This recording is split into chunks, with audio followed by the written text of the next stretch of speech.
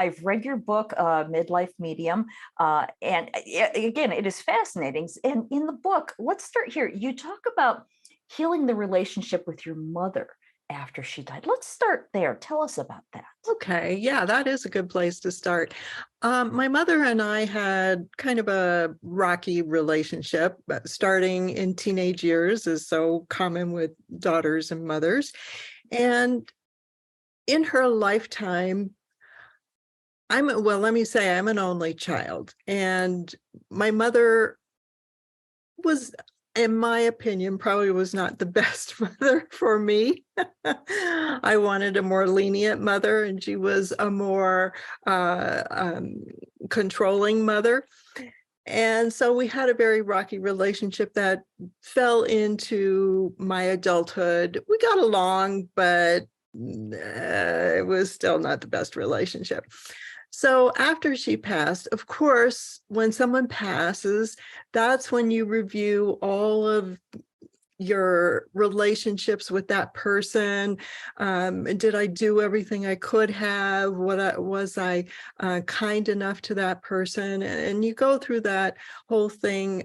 For me, it was guilt because I didn't feel like I was a very good daughter, despite the fact that I also didn't feel she was a very good mother. I wasn't a very good daughter. I shared in the responsibility of our relationship. And so in that process, after she passed, I was on my journey to become a medium. And so I knew she was still with me.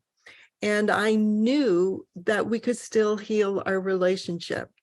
So what I would do as I was in the process of developing my mediumship and learning more about spiritualism and learning more about the spirit world, I decided I needed to heal this relationship. I didn't want to wait till I got to the spirit world to heal it. I wanted to heal it now.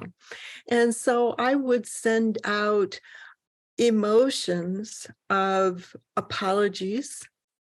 I would talk to her like I wasn't able to talk to her here in the physical world because it was just too uncomfortable for me and it made it uncomfortable for her. So I was able to say all the things that I couldn't say while she was here. I think that's actually one of the blessings when one of our loved ones cross over. We can now say what we really wanted to say.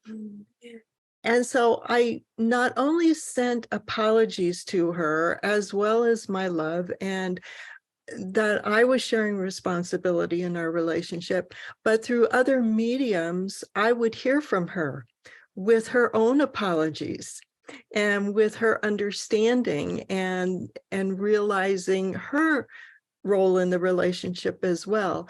And at one point, I just felt like we were done. We had healed. We understood each other, and our relationship was on the right track now. It's interesting that you say that you heard through other mediums, because I had a similar thing where many mediums were telling me your mom has messages. I wasn't hearing from her specifically. Was there a reason that you needed to hear through other people, do you think? I think one of the reasons that it's important to hear it through other mediums is because then you don't doubt yourself. If you do hear it for yourself, and I will tell you, there was one instance when I did, you doubt it and you think this is just my imagination, I'm making this up, and then you never really know.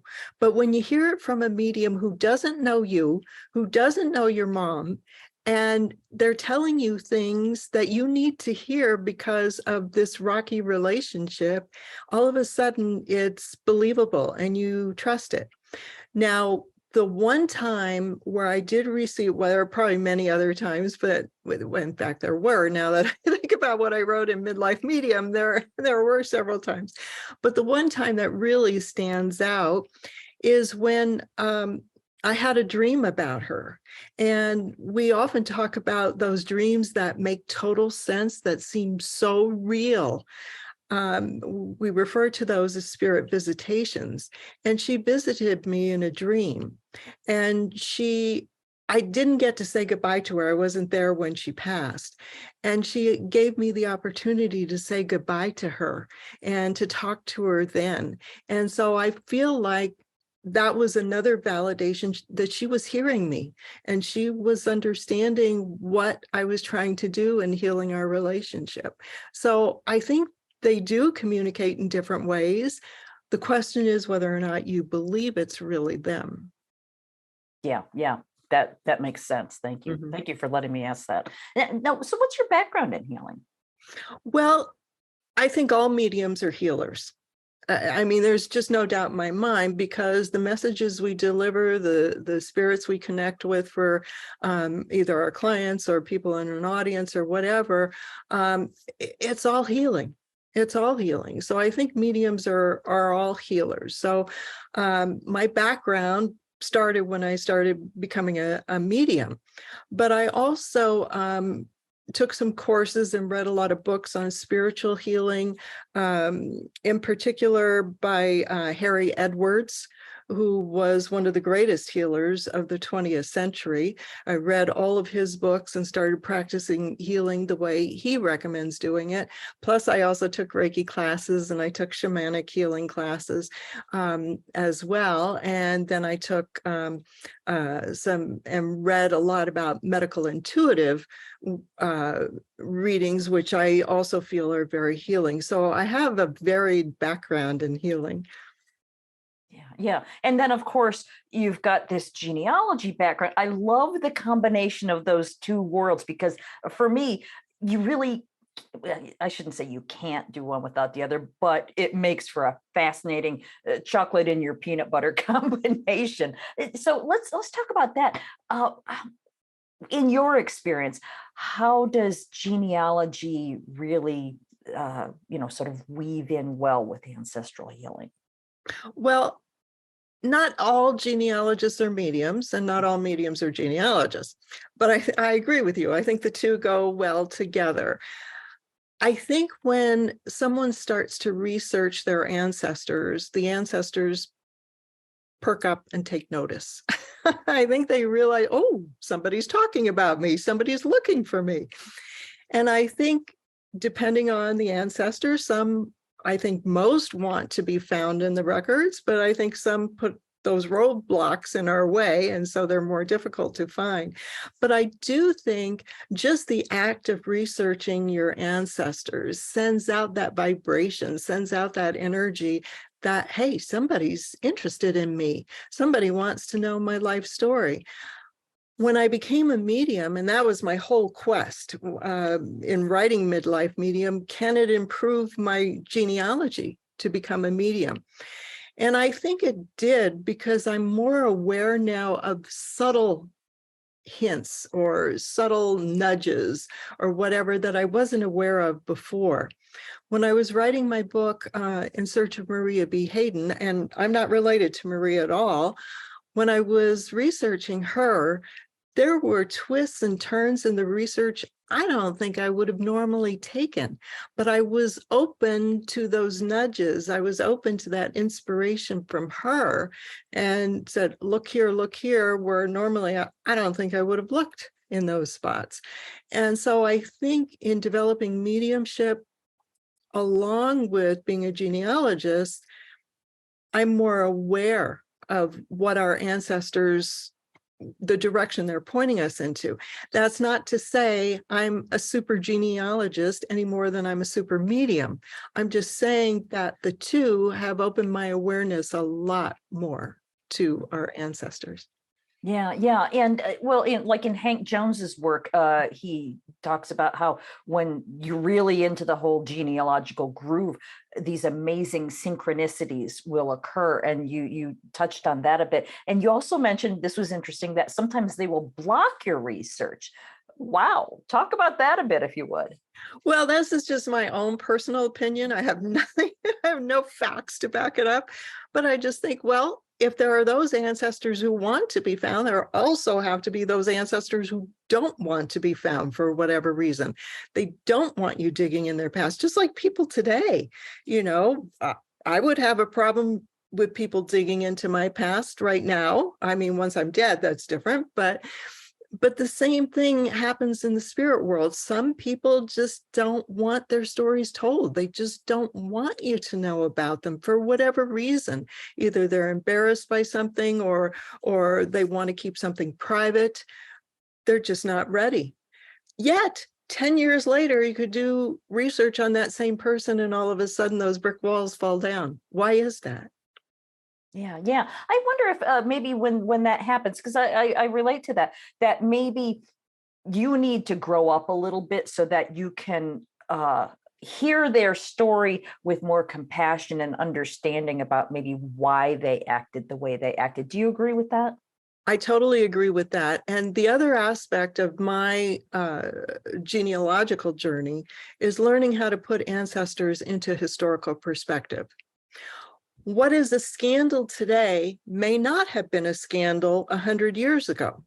Okay, for some people, abortion is a scandal. Back more than 100 years ago, when it wasn't illegal, when it was common because there were no reliable means of birth control, when women either took abortifacients, chemicals, or they sought a surgical abortion, it wasn't looked down upon because there weren't any methods to control family size.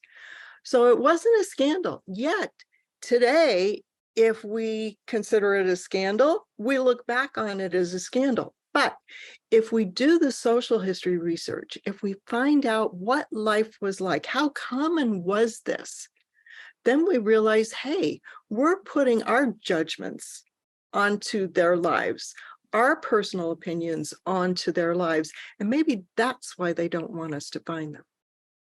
Yeah. Okay. That makes a lot of sense. Yeah. Yeah. Thank you for that. Now, I'm also thinking of just the way that society is shifting. As I've told you in the past, I'm working on a story about my ancestors' experience coming over from Scotland, and I just found and on the ship manifest that my great grandmother was dispatched or discharged. I'm not sure what DIS stands for, to her brother, and then her sister-in-law was sent to traveler's aid. Women traveling unaccompanied by their husbands weren't allowed off the ship until they had a man to travel with them. And for me, that's just like, oh my God. But back then, that's just the way it was. So societal norms change as well. Have you seen that type of thing come into play with your work? Always, always. And DIS means discharged into her husband or some other male relative, because we think of slave trading going on today. It happened back then, and there were white slave traders waiting at the boat to collect these women who were unescorted and didn't have anybody to pick them up. So the United States was taking action against that. We see it a lot too with, especially in the 19th century, in the project I'm working on now, women who are committed to insane asylums who were perfectly sane. The project that I'm hoping to write now, and I'm waiting to see how it unfolds, she was committed to an insane asylum twice for her beliefs in spiritualism. Hopefully we wouldn't have that today. But back in the 19th century, that was a very, and early 20th century, that was a very common thing to do. If you spoke out against your husband, if you spoke out against your minister, you were put in an institution because obviously there was something wrong with you. So, and again, we can't pass our morals and our judgment against our ancestors until we know and understand what it was like for them. And throughout my genealogical career, my main thing that I do besides research is write family histories. And I feel that's where a lot of the healing happens. When you write about your ancestors, as you're doing, Lisa, and you put them in historical context, and you make people see that what they were doing was really no different than what anybody else was doing at the time, our ancestors recognize, she understands, she knows me. And that brings healing to them because it's without judgment.